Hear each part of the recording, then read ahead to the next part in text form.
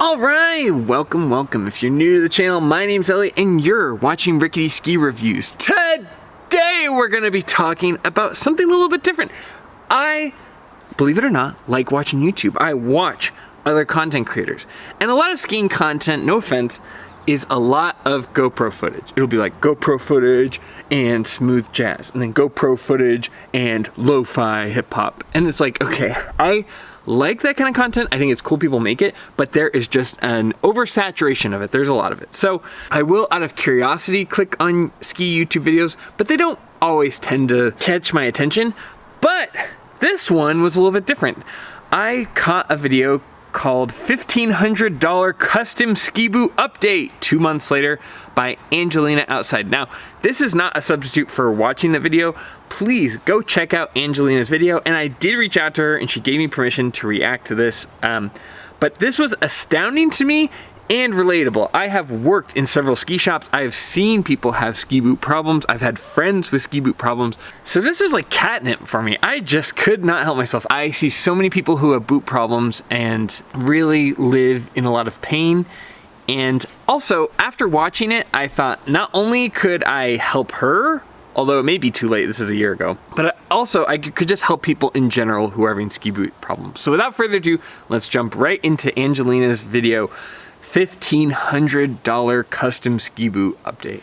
It's time to talk about my ski boots again. I have been getting so many comments from you guys about my boots, especially since I have been complaining about foot pain for a little while now, especially in my last video. I got so many comments about that. So I thought this would be a good time to give you guys an update since it's kind of mid-season and I've been trying these boots out for about 2 months now. If you haven't seen my first video where I kind of went through the whole process of getting them custom fitted, I will link that in the description down below. It was pretty tough since the beginning. Okay, foot pain. The two big things when you have like foot pain, which meaning the bottom of your foot, right? We're not talking about shin pain. We're not talking about heel pain. We're talking about the bottom of your foot. There's two big culprits. And this is a lot like if you ever watch mechanics on YouTube. It's like, okay, we can eliminate these first things. A lot of times if the buckle is squeezing your foot in too much, what it'll do is it'll basically, if this is like my foot, if you pinch on the outside, it'll fold it, and then where it rests on the ground is now folded and giving you a lot of pains on these pressure points. You know, the weight of your body isn't just spread out throughout the foot, it's like clamped in like this. That's one big culprit. The other one could just be that the arches aren't like on the right part of your foot. It could be a footbed issue, but those are like the two big ones that I've seen. Now, I've worked in several ski shops when I was a teenager, eons ago, so I'm not a specialized boot fitter or boot mechanic that like actually worked on changing the boots and reforming them. I just did like the initial fitting for people, bringing them boots, hearing what they're saying, giving them a new boot to try, things like that. So my knowledge is basic compared to someone who specializes in this. But I also have the background of working with race boots, which are much tighter fits, and you know, I've just got experience there as well. So those are my first kind of two indicators. Let's keep going. Long story short, I went to Surefoot. I was recommended by a friend. Surefoot! Mystery solved! I was like, how do you get to $1,500 ski boot? I don't even get to that much with my boots, bindings, and skis. How could you possibly get to $1,500? And sure enough, Surefoot is how you get. Yep, that makes sense. That makes a lot more sense now. Surefoot is a very, very expensive ski boot fitting service. Now, I have heard both good and bad things from Surefoot. I think Surefoot early on had a really good reputation for doing a good job. They really stood behind their products. And then I've had friends who had terrible experiences at Surefoot. I had one friend who I raced with who got Surefoot boots, and then we were Whistler for a race camp. I believe he got Surefoot in New Hampshire, and then he got them worked on again in Whistler, and he had nothing but nightmares with Surefoot. They were, every day of the camp I think he spent at the Surefoot store getting his boots worked on. Surefoot, I don't know what it is, it just has always seemed cursed to me. I've never really, from a race perspective, heard great things about them. I've also heard people that swear by them and they can do no wrong. It's the best boot ever. But man, I have never gone into Surefoot. I've walked into the store. I've never bought anything from Surefoot. I've never had the means to afford anything at Surefoot. And for how much you're paying, that like coin toss reputation seems wild to me. But okay, we haven't even gotten a minute in. Yeah, Surefoot is how you would get a bill like that. That's the big mystery. I was like, how in the heck do you get to $1,500? I was like, okay, let's say you get a premium boot, but then in the video she says she's intermediate, so how could she possibly get to that high end of a boot? Oh, maybe she got zip fits, maybe she got custom footbeds, maybe she added boa on. I was like trying to think of all these elaborate ways that you could make a ski boot that expensive, and this makes a whole lot more sense. Just Surefoot, and they put the stickers on the boot. The audacity to pay you that much money and get the sticker on the side. I don't know if they still do that, but they used to, and it looks so tacky. Okay, anyway, can kiss my Surefoot sponsorship goodbye. But that's not the kind of channel I am. I don't. There's a lot of that stuff where I'm like, okay, I really don't care if you guys want to sponsor the channel or not. I'm just here to be honest. Let's keep going. Who knows the owner of Surefoot, and I went through the whole custom insole and liner process with them.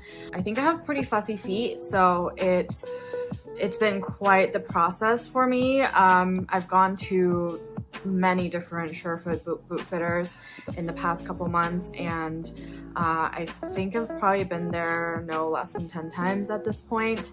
And 10 times? Holy moly. Okay, fussy feet. Yeah, some people have more sensitive feet. I do think that there needs to be an expectation when you go in that it's not going to be as comfortable as a flip-flop. It's not going to be as comfortable as a snowboard boot.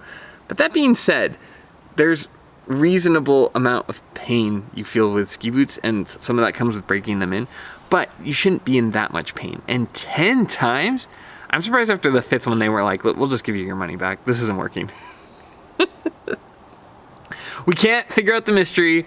You've put this much money in, we've put this much time in, let's just call it a draw. Okay, I'm just gonna paraphrase a little bit because I don't want to re-show the whole video. If you want to go check it out, she's got a great channel. I highly suggest checking her out. She does a good job. So she was skiing on her old boots, which were 75 flex and one size bigger than her Surefoot boots, because they were comfortable, but you know, the problem was that they weren't the right size and they were too soft of a flex, according to someone. I'm not sure who, but, and she wanted to get comfortable with these new boots and make them work. But in her old boots, after the end of the day, she was getting sore arches. She didn't feel like she had enough arch support, and over time, they just like weren't giving her the support that they used to. She also says that the new boots length feels more appropriate, that there's a, what'd she say, 10 millimeter difference? Just I believe it's just one Mondo size difference. But she goes, well, I can't ski in the old boots. I spent so much on the new boots. I need to go through the process of getting them to work. The problem with that is, and I'm not making fun of her, I'm laughing at Surefoot and their cost. If you want my opinion on this whole thing, we'll go into the details more. If they don't fit, they don't fit. This is an ego thing I see with people who work on boots. They go, well, I can show what a good boot fitter I am. I can make anything work. I can take a boot that doesn't fit and make it, blow it out, get it. You know, they get so lost in the sauce of whether or not they can make a boot fit. It's like that Jurassic Park quote. They don't think about whether or not they should make a boot fit. This sounds like a mismatch from the beginning of which ski boot this woman should be in. They sounds like they might be a little too stiff. They might like not be the right cut. Anyway, I'm getting into spoilers, but that's my knee-jerk reaction as somebody who's worked in this industry. Okay, I'm just gonna show a bit of her skiing. This is not gonna be like curated or any of the other videos where I talk about their skiing. This person is a self-proclaimed intermediate and is not like passing themselves off as a pro, so I'm not gonna be as like hypercritical.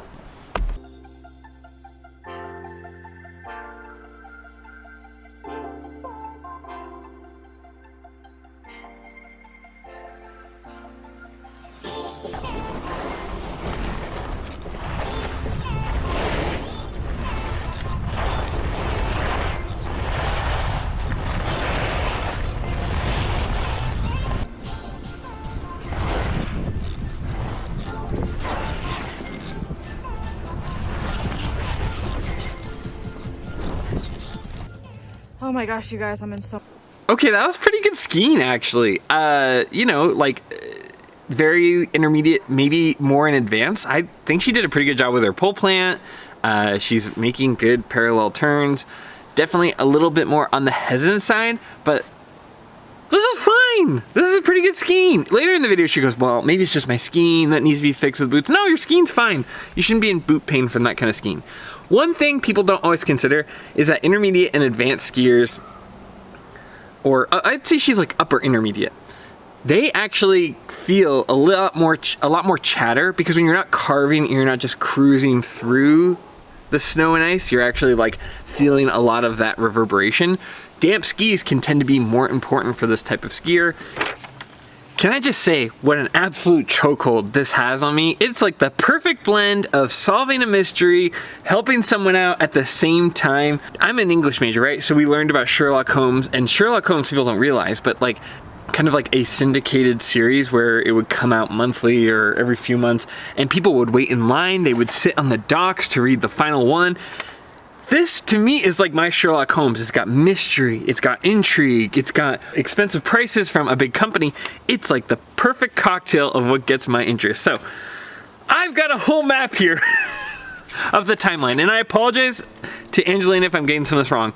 But, okay, first off, she starts off with a shell, footbed, and liners from Surefoot. That's $1,500. What did they charge her? $500 for each? $1,500 for a shell, footbed, and liners? Are you joking? $1,500? Okay, you wanna know how much I paid for my boots? I think I got last year's colors or whatever. I wanna say they were like $300 to $400, and I got them price matched. You know, I'm the king of discounts. $300 or $400. And then my skis were like $400 or $500. My binies were $130. Okay. So these Surefoot people, I get good boot fitting takes time, but it seems like she got worked a little bit. Okay, then she brings those in because those don't work. She used to have softer boots, and she says in her video that she was getting used to stiffer boots. She says that 11 minutes and 10 seconds. I've got a whole graph here. So she has stock with a softer liner. This is not the default liner in the boot. They upgraded her, right? Because they gave her the shell, the footbed, and liner, so they upgraded her to a softer liner, but a stiffer shell than she had previously. Then that doesn't work, so then they go stock with a different liner and try to test that out. Then she goes back, that doesn't work. She goes and they blow out the footbed shells. She says those feel good.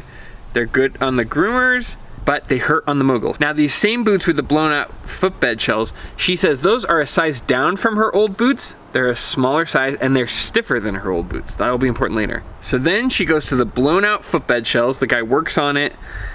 She says they feel good on the groomers, but they hurt her in the moguls, specifically on one of her feet. So she goes back to Surefoot. And I think one of these days she even misses a day of skiing at Breckenridge because she's just sitting at the Surefoot place. Surefoot, like more like sure gonna miss your day of skiing. I don't know. Okay. Then after that, sorry, it's hard to read because I can't read my own handwriting. I have very messy handwriting. Then she goes to a different boot with a wide volume. So a whole different boot. She gets a, you know, I have the same thing where I have like a wider foot atomic boot. Although when I raced I had narrower, but as I get older I don't know, whatever. I like, it feels more comfortable. She's got the different boot with a wide volume. Good in performance, but her feet still hurt. Then she mentioned something about a lane that she goes into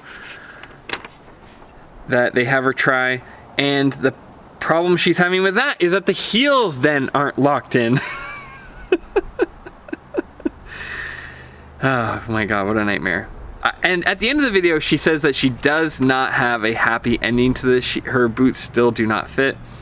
At 14 minutes, she talks about how people say, well, if you're skiing perfectly, then that's when your foot feels fine. So it's just an ability issue. And that is a bunch of baloney. Nobody's feet should hurt that badly. I'm gonna go to that part where she talks about that at 14 minutes. But I've given you kind of the rundown of everything she's been through, and this is her kind of talking about it midway. Because I did think that, I put a couple time codes in here, and I thought that these were interesting. With that, then I think it takes all the fun out of skiing. And, you know, I understand that it's supposed to take a little while for me to get used to stiffer boots. But pretty much every time I'm on these, all I'm doing is just trying to like manage the pain. And my husband earlier told me, he was like, you know, you used to be like so happy, so ecstatic after every single run. And every time you're in these boots, at the end of the run, you're just like, oh my God, I'm in so much pain. Like, I hate this. And you know, I just always feel like such a bad skier now when I'm skiing in these boots. And you might be thinking at this point, maybe I should just take a lesson. Maybe if I fix my form, it'll all be better. And I really don't know about that. And also, you know, Okay, we'll talk about the lesson thing. That's not what... I don't know how we got to there or why people would give her that suggestion. Okay, so she got a smaller, stiffer boot, and it's unpleasant for her. And she says, I know I need to get used to stiffer boots. No, you don't. No, you don't. I mean, any boot change, it takes a while to get used to. Any boot has a break-in period, but it shouldn't be that miserable. The boots are just too stiff. And not only that, she went down in a size, which changes the dynamics of the boot itself. This boot doesn't fit, and she's being kind of, oh, well, you just need to suck it up. And oh, if your feet just got used to it. No. A boot should not be that uncomfortable. The boot is probably too stiff. I mean, granted, when I was like helping people with boots, I was a teenager that didn't know my butt from my elbow.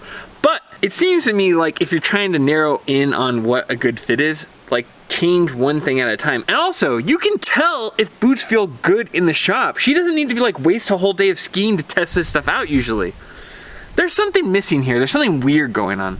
I don't know why you're sending someone out the door if the boots don't feel good. And part of that is on the people buying the boots. You gotta be really vocal and just be like, no, that doesn't feel right, next one. And when I go, now that I've experienced, when I go to ski shops, I say, hey, can you just leave me alone and let me test these out myself? Because I know what I'm looking for. A good boot fitter can help you, but for me, I'm just like, okay, I need to try on this, this, and this. I know my width, I know the flex that I like, and I can mix and match from here. But I really find sometimes people are a little getting more involved, and I thought I'd bring you this. A good boot fitter I respect and trust, but for me, I'm so dialed in now that I kind of know what I'm looking for. But you got to be able to push back a little bit and be like, no, these don't work for me.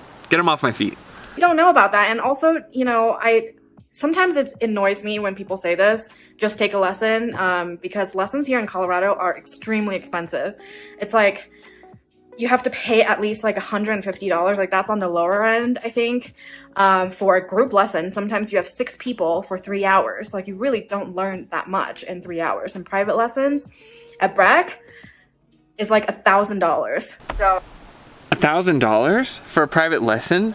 What? I'm in the wrong business. All right, I'll see you guys later. This has been Rickety Ski Reviews. I'm off to start doing private lessons. Oh my God, that is so much money. The group lesson kind of makes sense, but man, I hate group lessons. You couldn't pay me $150 to do a group lesson. I don't like standing around talking. I just want to get mileage, I don't know, but that's just me. They are beneficial. I do recommend them. $1,000 for a private lesson? I got paid $1,000 to coach for like a week of a private lesson. Private lessons are more intensive. It is really intense skiing with someone one-on-one. But how long is that? Like 3 hours? Dang, I need to start teaching private lessons in Breckenridge. All I'll have to do is buy some property in Breckenridge. What'll that cost me? What'll take me just a short century to pay off? Okay, anyway, this is weird. The boots and your skill ability they're not that intertwined. They're kind of parallel running thoughts. They shouldn't have to be a good skier to feel good in ski boots. Again, I help people get into the boots initially, and then we had somebody who worked on boots. But it feels like they're jumping the shark a little bit and being like, well, we're just gonna put all this boot work in and charge you, rather than like, hey, let's take time to get the initial boot fitting correctly. That's my opinion on it. So, yeah, I don't think right now I'm in the position to spend that much money on doing that. And especially since I don't want to, you know, spend that much money taking a lesson when I'm just going to be in pain the whole time, right? So my plan now with Surefoot is I'm gonna go in and tell them, I guess, the latest, what I've tried and the problem right now, which is, I mean, really, it's always the same problem. It hurts in the same spot all the time. And, but yeah, I'm gonna tell them what I've tried, which I don't think I've mentioned yet. So today went on peak 10, did a few groomers. So I did, I think, a total of 4 groomers, and those are not really huge issues. But as soon as I get on like anything a little bit more interesting, sorry if you like groomers, I just can't ski anymore. I mean, I can, but like yeah, what's happening is when she goes from like having kind of not stagnant, but mostly like you're flexing your shins on the carved runs, there isn't a ton of side to side movement. When you get on the off trail stuff, there's more side to side. So what she's probably feeling is an improperly fit boot. If there's wiggle room, you're gonna feel that. Okay, I just wanted to play that part. She talks later about it. She goes down this entire graph of boots she tries. The really sad part to me is that this woman is not a bad skier. She's a pretty good skier. On top of that, she's trusting Surefoot to get her in a proper fit. She spent $1,500 on ski boots, trusting that they would make it right. I've owned cars that weren't barely worth $1,500. So she put all of her trust into this company, and they're like just kind of throwing stuff at the wall in a really chaotic way, not zeroing in on what's a good fit. I am only hearing one half of the story, so I don't know Surefoot's perspective, but there's a lot of big red flags there. So they took her down in size and put her up in stiffness, and it's like, oh, well, she's gonna get more performance because this is a stiffer boot. And it's like, there's a reason they make softer boots, because it's more comfortable. People don't need laser responsiveness of a racer. They just want it to be comfortable so they can get a lot of mileage in. I talk with people about this all the time. Everyone goes, like Zach, who I ski with, he goes, well, you don't want a 130 flex? Why are you only in the 120 flex? And I just go, 130 flex feels fine for a short period of time, but after a while it doesn't feel that good, whereas 120 flex feels good all day, and I'm losing very little in the way of performance. The way that I ski, I like the 120 flex, and it feels better longer. Like I want to get better at skiing, and the way that you do that is putting mileage on your skis.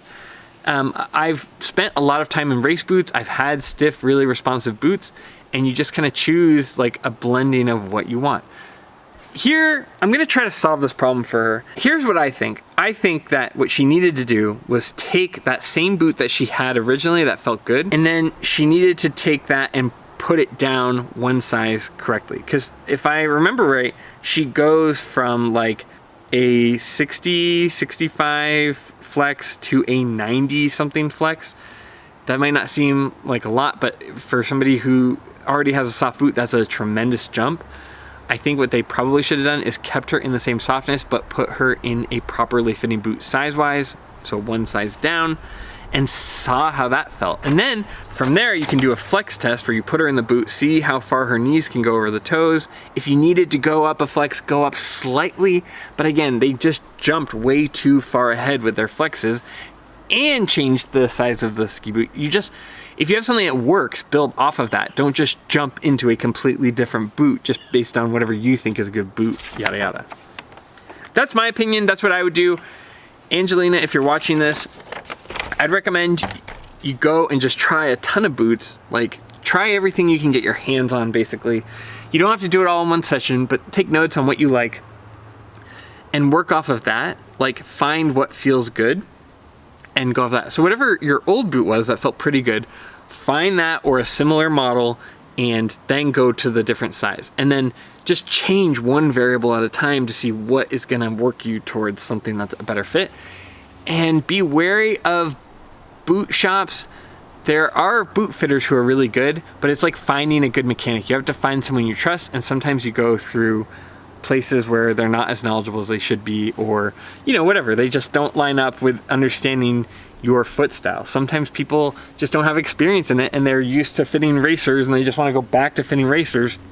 They're not used to fitting an intermediate, or I'd say your upper intermediate. Your ski was pretty good. That would be my recommendation, go to that. And luckily, right after recording this video, Angelina was nice enough to send us an email with an update. A happy ending to her ski boot nightmare. Okay, so she says, last season I skied 60 plus days on Rossignol Pure Comfort 60s. I talk about it in this video. It worked, but obviously very soft, and it's not a super durable boot. I knew it. I knew the boots were too stiff. See, I knew it. Yes, a 65, that's a fine flex. Why are we gonna get everyone into such higher flexes? Especially guys, for whatever reason. We have this ego thing.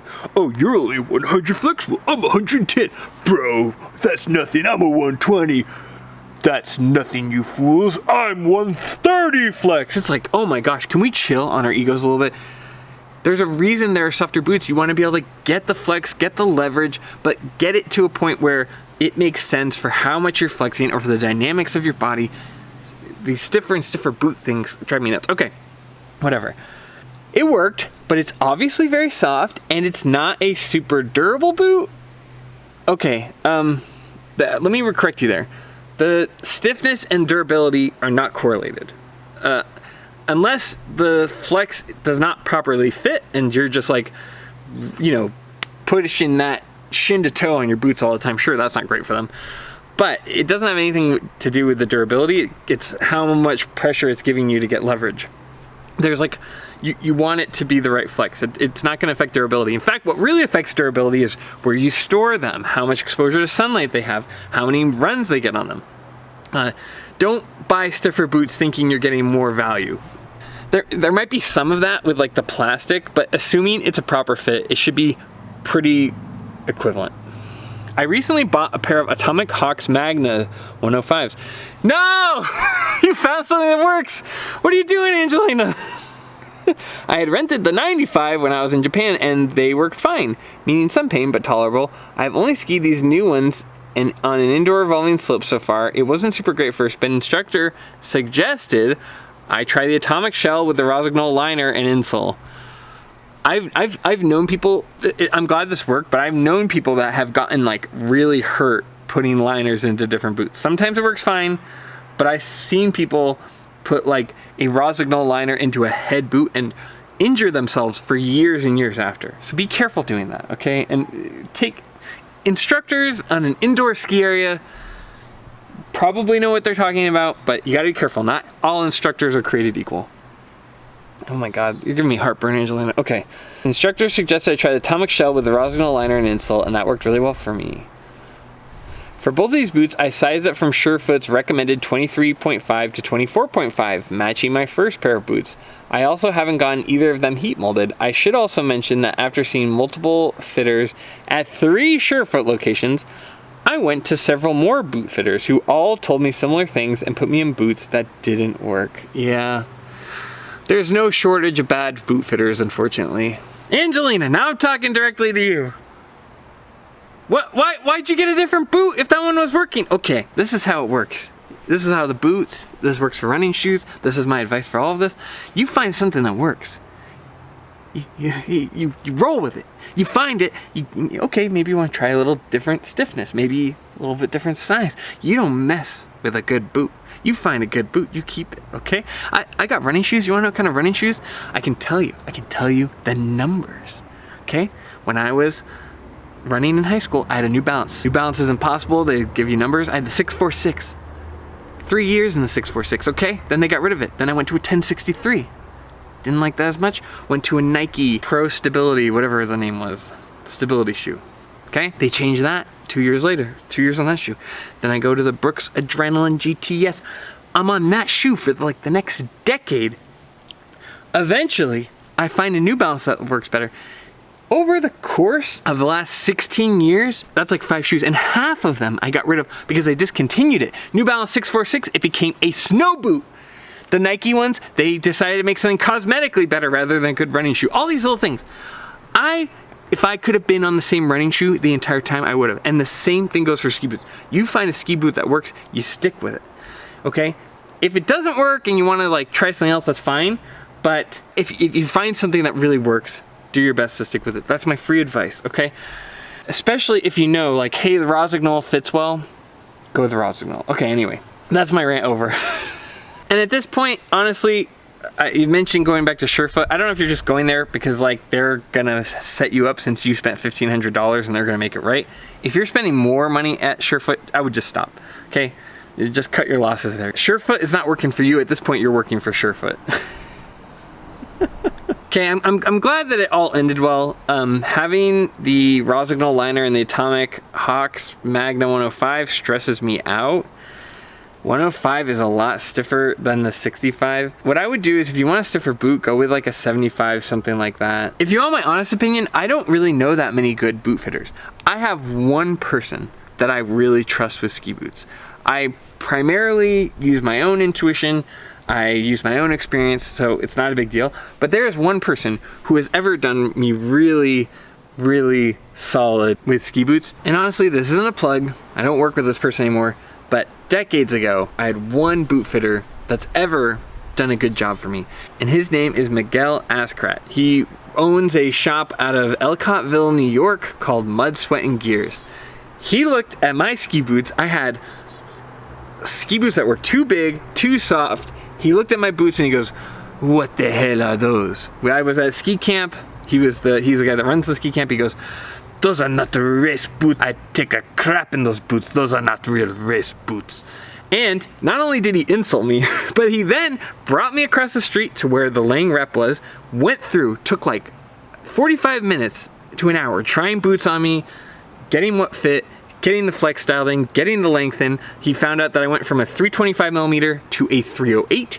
And then he also got me up from a 90 flex up to a 120 or 140 flex. I can't remember exactly. Anyway, he just took the time and did it right. And since then, I trust no one really but Miguel. There's a couple other people. I think there's a guy named Eric Larson who worked with Bodie out of New Hampshire. I had friends that worked with him that liked it. I've heard good things about the guy over at Stowe that does a good job boot fitting. My point is, it's hard to find someone you trust, and ask around if you know people in your local area. See what boot fitter they use, or if you go to like an event, ask around. See, people are very vocal about who they like and who they don't like, and unfortunately, I think Surefoot might not just be working for you. Whatever they've got going on in their process doesn't seem to quite work.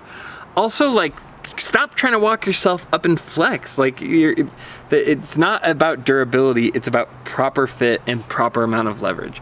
So anyway, that's my suggestion. Find what is working for you and just do variations on that. You can try different footbeds, you can try different liners or whatever. But if you find something that works, stick with it and just make variations from there. And I have a whole video on boot fitting. Maybe watch that and then test stuff in the shop. If it doesn't feel good in the shop, it's not going to feel good when it gets stiffer on the snow. I hope that was helpful, Angelina. I'm glad to hear that you found something that worked. Hopefully Surefoot gave you some of your money back. That's crazy. But that's what I would suggest. Honestly, maybe go slightly up from what you had. The Rossignol Pure Comfort 60s. Maybe go for like a Rossignol Pure Comfort 70.